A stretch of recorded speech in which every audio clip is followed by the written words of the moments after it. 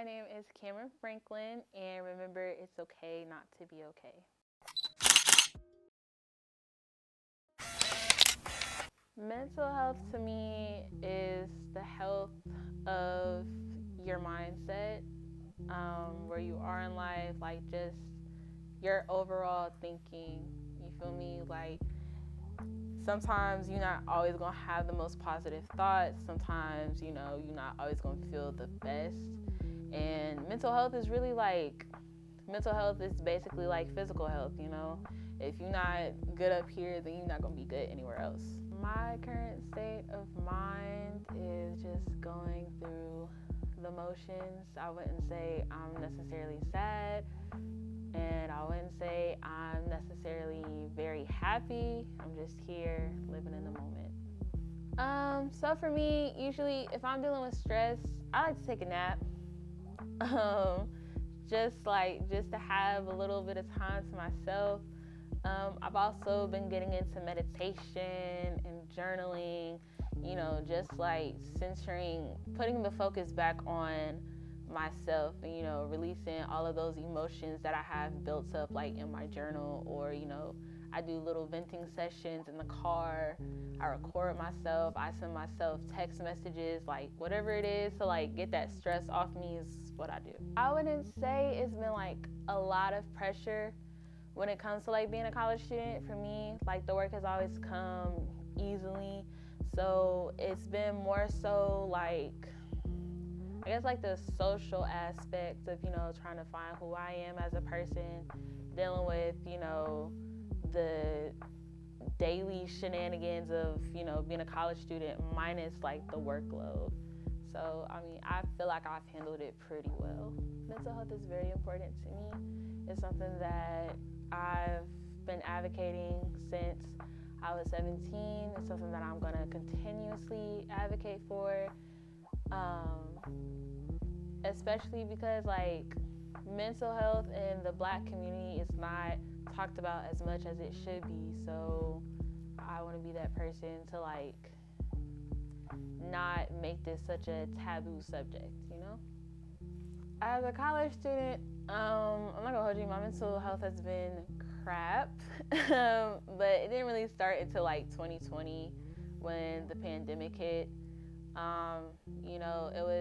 It was a lot more going on than just, waking up, going to class. I was waking up, staying in the house, being away from my friends, having to manage work and school. It's been a lot to handle, and I can definitely say that like my mental health has taken like a good little hit from that. Girl, have I? So in 2020, like I said, the pandemic happened, so we had to go home. And during that time, I had lost my grandmother in May, and then 4 months later, I lost my best friend.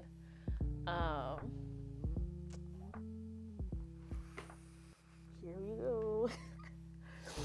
So that was really hard to cope with, because it's like I have to stay on top of like school and everything, but at the same time, like I get done grieving over one person just to grieve over the next person, and at one point it kind of like it starts to weigh on you. When I was 17, I did have a suicide attempt,